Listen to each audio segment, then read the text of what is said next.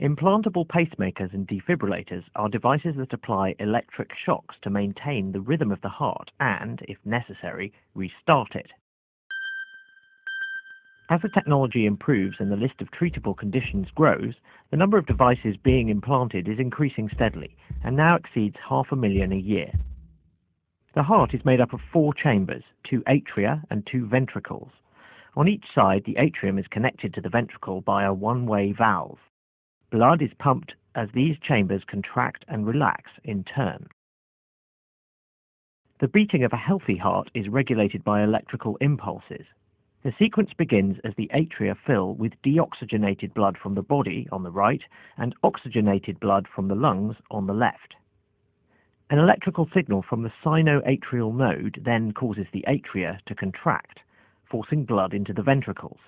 The electrical signal is then picked up by the atrioventricular node and directed into the Purkinje fibers in the ventricle walls, causing the ventricles to contract.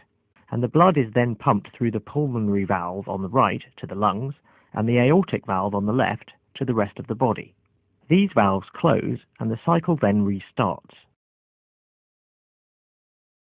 When the sinoatrial node fails to function correctly, an artificial pacemaker can be fitted to help regulate the heartbeat with small, evenly timed electric shocks. This involves implanting electrodes into one or more of the heart's chambers by inserting leads into a vein near the collarbone and implanting a device called the generator just under the skin. For more severe heart conditions, an implantable defibrillator, or ICD, can be used, which is also capable of sensing a stopped heart and delivering an electric shock powerful enough to restart it. For some conditions, an even more sophisticated device, called a CRT-ICD, can be implanted.